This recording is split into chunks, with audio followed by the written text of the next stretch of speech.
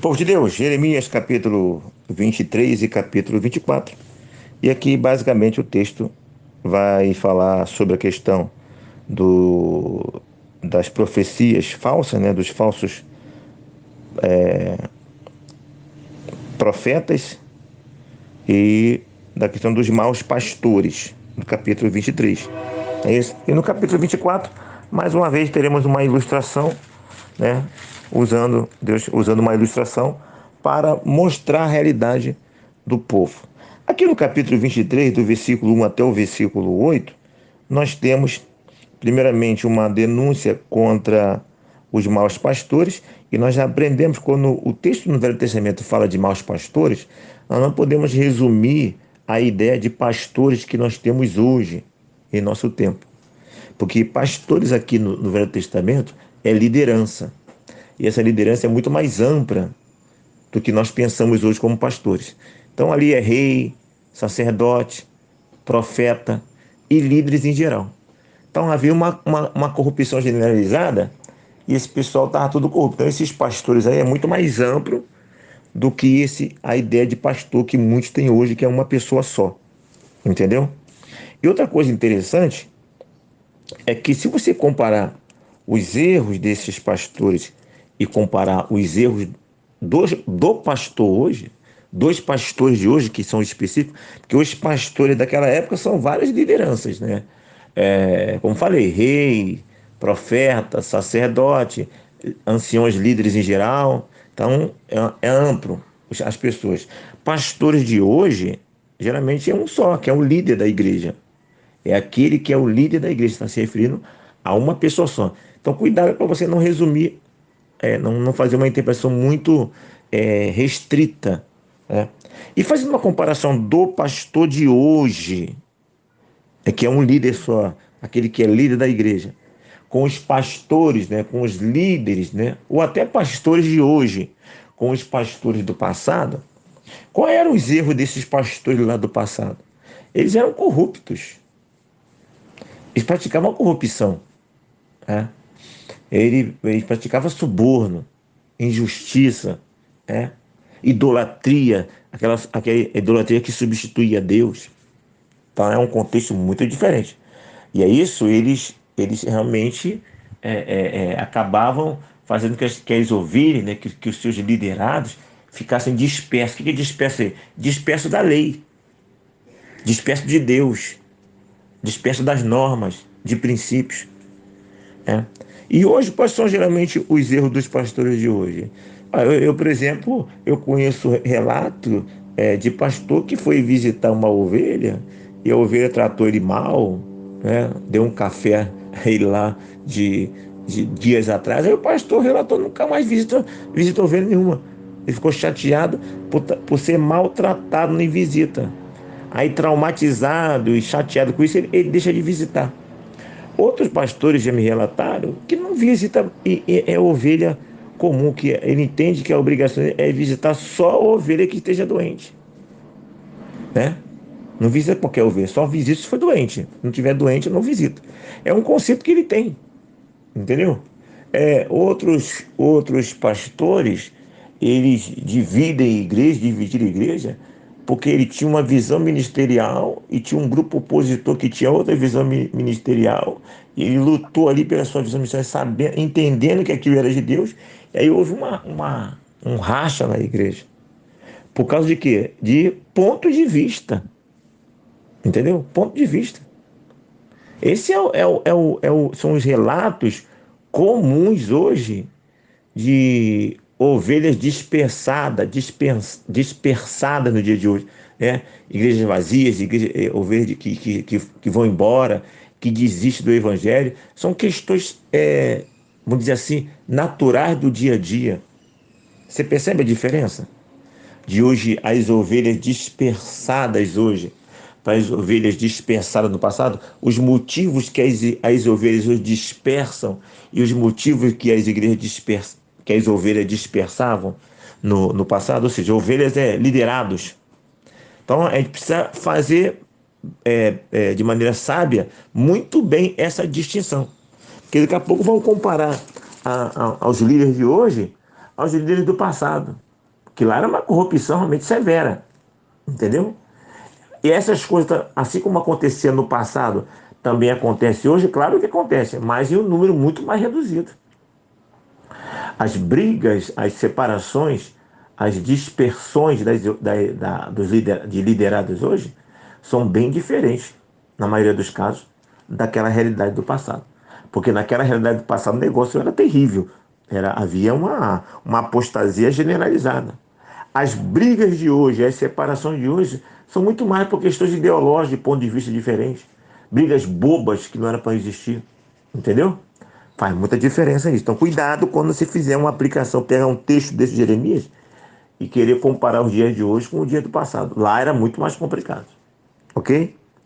Muito bem. Aí tem esse contexto, há uma exortação de Jeremias, né, de Deus por meio de Jeremias, para essa liderança do passado. Mas o texto aqui do capítulo, do versículo 1 até o versículo 8, também tem uma mensagem escatológica, mostrando que no futuro isso vai acabar, que Deus vai levantar realmente um líder, que vai fazer toda a diferença. Ou líderes, mas especificamente um líder. Isso é escatologia, isso é futuro, né? Isso é de um tempo escatológico, onde o povo vai ter um verdadeiro líder.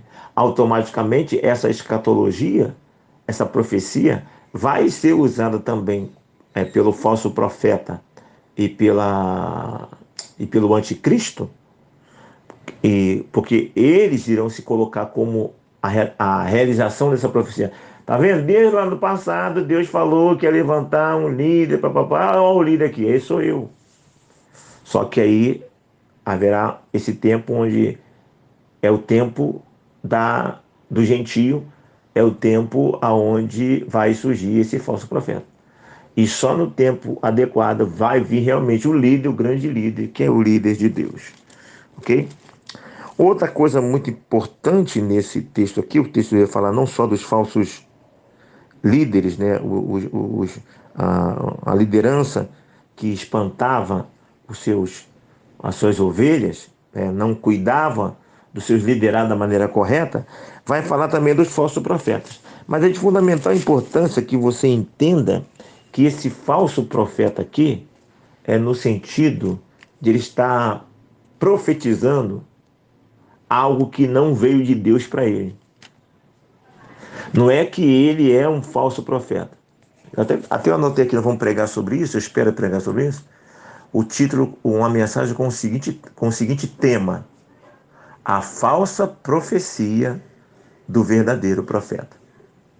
Então nós temos aqui um relato de falsas profecias de verdadeiros profetas. O que nós temos aqui, você precisa entender isso, que esse entendimento é de fundamental importância, porque isso que está acontecendo aqui no capítulo 23 ainda continua acontecendo de maneira muito abundante nos dias de hoje. Verdadeiros homens de Deus, verdadeiras mulheres de Deus, que buscam a Deus com sinceridade, que têm sede de Deus com sinceridade, mas que estão profetizando algo da sua carne, da sua psique, do seu coração. Isso é fundamental, importante para você entender. Eles não são falsos. Existem os falsos? Lá naquele passado existiam os falsos? Sim. Mas o contexto aqui mostra é que lá existiam muitas pessoas verdadeiras que estavam tendo sonhos carnais, sonhos que eram resultado da vontade do coração delas, porque os estudos mostram que realmente muitas vezes você sonha aquilo que deseja o teu coração. Está muito forte no teu coração, tá no grau de ansiedade muito grande. Você quer tanto aquilo, né, que você acaba sonhando. Entendeu? E aí, muitas vezes são desejos também inconscientes, que não está no teu grau do seu cérebro consciente, mas está lá no seu inconsciente. Né? Ou seja, se está no teu consciente, muitas vezes você nem percebe. Mas é muito forte. E aquilo brota, aquilo tem relação com o teu passado. Entendeu? E o inconsciente capta isso. Né? E a pessoa acaba sonhando. E ela sonha simplesmente aquilo que deseja. Eclesiastes 5:3, né? Das muitas ocupações vêm os sonhos. Já falamos isso em outros capítulos. Então não temos aqui uma pessoa falsa, essencialmente falsa. Temos a pessoa que sonha, ela sonha um sonho real e ela acha que aquele sonho é de Deus. E ela proclama, só que não é de Deus. Outra coisa, nós temos aqui um contexto onde muitas dessas pessoas, na verdade, passaram a ter a concepção deísta de Deus. Existe aquela concepção que nós temos aprendido teísta e existe a concepção deísta. O teísta é aquele grupo de pessoas que acredita assim que Deus existe, que Ele é o único Deus, que Ele criou os céus e a terra e que Ele continua cuidando dos céus e da terra. O deísta também acredita em Deus, que Ele é o criador dos céus e da terra, mas ele acredita que Deus abandonou a sua criação. Ele deu corda no relógio e deixou esse relógio tocando sozinho. Só que vai chegar um momento que essa corda do relógio vai acabar, né? E vai dar ruim. O relógio vai parar. Porque para o relógio continuar funcionando de corda, ele precisa que alguém vá lá e dê corda. Então Deus já deu essa corda, falou, ó, se viram aí. E aí o relógio está trabalhando. E daqui a pouco vai acabar. A corda vai parar. E Deus abandonou, então é o caos. Bom, já que Deus nos abandonou, salve-se quem puder. Essa é a ideia que muitos tinham. Entendeu? Aí você tendo essa ideia de abandono de Deus, você acaba se corrompendo, você acaba vivendo um contexto de cadeia alimentar, onde o mais forte come, se alimenta do mais fraco. Salve-se quem puder. Então as pessoas tinham essa visão e andavam por essa visão. Outros, dentro dessa visão deísta, né, acabava tendo vontade de Deus voltar a falar com ele de novo, a falar com a visão, né? Ah, Deus, o Senhor nos abandonou, fale conosco, Senhor. Ah, eu não acredito que isso aí que o Senhor está falando para o Jeremias seja verdade, Senhor. Não é possível, Senhor. Tenha misericórdia. Aí naquela ansiedade acabava tendo sonho. Eu falei, Deus me respondeu, aleluia. Finalmente Deus encerrou o teu silêncio. Aí vinha aquele sonho maravilhoso e começava a divulgar. Olha o capítulo 23, versículo 21. Não mandei esses profetas, todavia eles foram correndo. Não lhes falei a eles, contudo profetizaram. Então, de repente, ele teve um sonho e achou que o sonho de Deus foi maravilhoso. Finalmente Deus falou comigo, eu tenho que divulgar isso. E vai correndo falar. Eles estão sendo falsos? Não. Eles estão sendo iludidos pelas emoções dele, pelos sonhos psíquicos dele, pelos sonhos produzidos pela imaginação deles, pelo desejo do coração deles.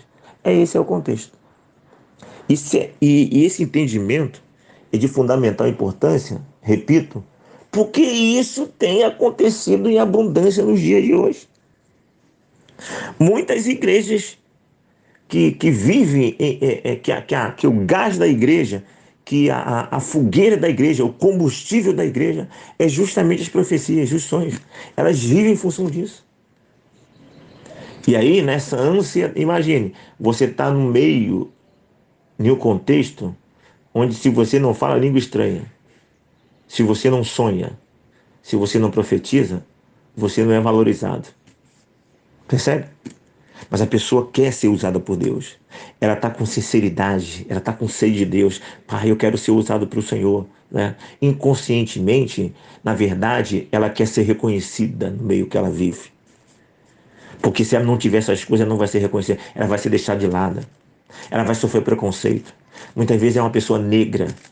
Muitas vezes é uma pessoa que não sabe nem ler nem escrever direito. É uma pessoa que não tem uma profissão. E ela entra para a igreja e ela vai de coração. E ela precisa ter espaço, ela precisa ser reconhecida. E aquilo começa a causar ansiedade nela. E ela está com o coração verdadeiro. E ela começa a perceber, consciente e inconsciente, que espaço ali é para quem é usado por Deus. Para ter espaço, é preciso ser varoa de Deus. Para ter espaço, é preciso ter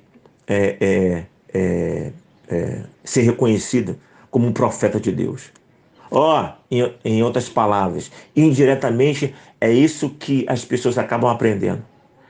Para você subir aqui no púlpito, para você ser reconhecido, ter autoridade no nosso meio, você precisa ser uma mulher de Deus. Você precisa ser um homem de Deus. As pessoas, direta ou indiretamente, acabam concebendo isso.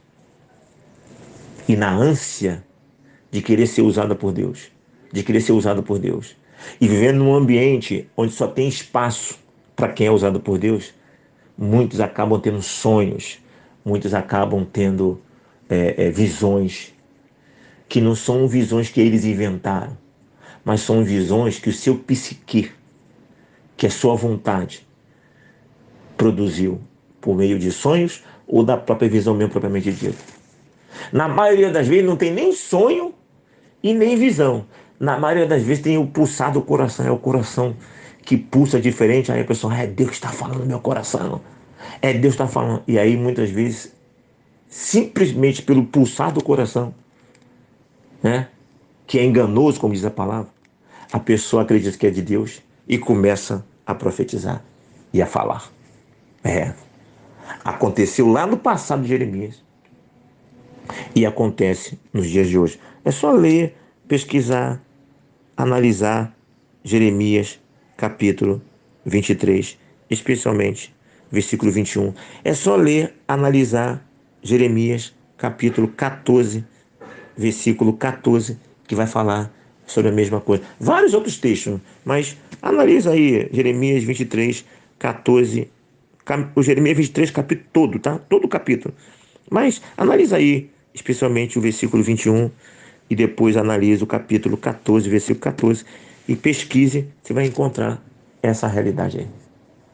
E esse entendimento é de fundamental importância, para você não se enveredar, se deixar se enganar por suas emoções, pelo seu coração, por sua vontade, como também se proteger daqueles que, apesar de terem bons corações, se deixam enganar por isso. É por isso que a Bíblia fala em João, né? 1 João, né? Examinai os espíritos. Então, um homem que acredita nas revelações de Deus, porque existe em si a revelação de Deus, existe sim os sonhos de Deus, como diz Joel 2:28.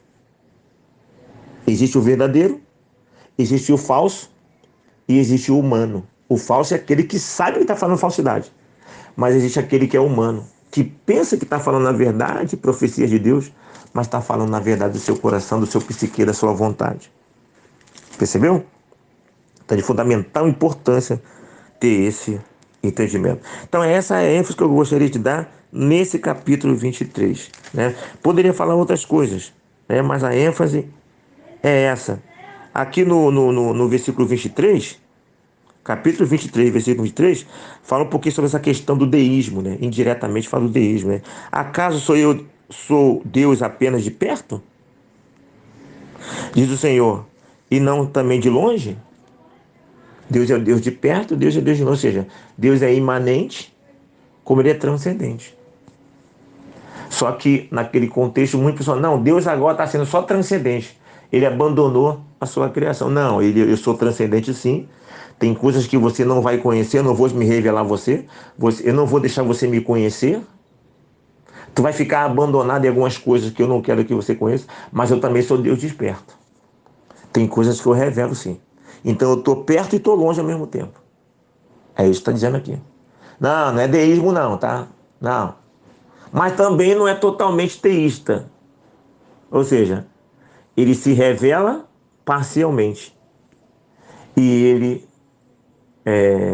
se coloca ausente também. Eu não posso nem falar que ele se coloca ausente parcialmente, porque a ausência dele é muito maior que a sua presença, no sentido porque ele se revela pouco para nós. A essência dele está muito mais oculta e ele se revela pouco para nós. Eu costumo dizer que o que Deus se revela para nós é, assim, mal comparando, é a cutícula dele. Deus deixa a gente conhecer um pouco da cutícula dele. Porque o corpo dele, vamos dizer assim, mal comparando, o corpo dele todinho, ele é oculto, né? No sentido de espiritualidade, da pessoa que ele é, vamos dizer assim. O corpo foi mal, é péssima comparação, mas estou tentando me fazer entendido. No sentido espiritual, na realidade espiritual dele, que eu estou chamando de corpo espiritual, ele só se deixa revelar pela cutícula. Entendeu? Então ele se revela pouco, mas ele se revela. E o pouco que ele se revela é suficiente. Então esse pouco mostra que ele não abandonou a sua criação. Ele fez o relógio, que é o mundo, ele dá corda no relógio e ele continua dando corda. Ele não abandonou, ok? E aí muitas pessoas acabaram entendendo isso e começaram a ter sonhos, a profetizar. Não, Deus nos abandonou, então vamos ver aqui o que vai. Aí daqui a pouco, Deus finalmente me respondeu, vai, eu vou sair correndo para revelar, né? Percebeu? Aí outros, sabendo que Deus, entendendo que Deus abandonou completamente, salve-se quem puder. Aí começou a se enveredar por falsas profecias, né? Falsos sonhos. Alguns realmente fizeram, mas a maioria fizeram achando que estavam sendo usados por Deus, ok? E aí o capítulo 23, versículo 28 até o 32 também fala um pouquinho mais sobre isso, entendeu? Dessa questão dessas pessoas que profetizavam aquilo que não era de Deus, apesar de serem verdadeiros profetas. E aqui o capítulo 24, né? Mais uma vez Deus usa uma comparação com um cesto de figos, né? E, e a explicação desse cesto de figos está no versículo 8. Como se rejeitam os figos ruins, que de ruins que são, não se pode comer, assim tratarei as Edequias, reis de Judá, diz o Senhor, e seus príncipes, e ao restante de Jerusalém, tanto aos que ficaram nesta terra, como aos que habitam na terra do Egito. Então, há dois cestos, e há aquele cesto podre que não serve para nada. Quem são os figos podres? Melhor, há dois cestos. São dois cestos, havia dois. Há cesto com figos bons, há cesto com figo ruim. Os figos ruins, são os líderes, é o rei Zedequias, o profeta, toda aquela turma aí que se enveredaram por esse caminho errado. Ok? Mas há sempre um remanescente, não é isso? E aí, nos remanescentes, dar-lhe-ei, versículo 7, coração para que me conheça. Tá vendo? Minha oração. A nossa oração deve ser essa. Senhor, eu quero ser esse remanescente. Eu quero que você me dê um coração para que eu possa te conhecer. Senhor, desvenda os meus olhos, como diz o salmista. Eu quero ver. Faça isso, Senhor, em nome santo de Jesus. Então, Deus é aquele que usa ilustrações, comparações, e nós devemos também usar ilustrações e comparações, ferramentas suficientes para que possamos transmitir a palavra do Senhor. Aqui, Pastor Renê, pense em todas essas coisas e que Deus nos abençoe.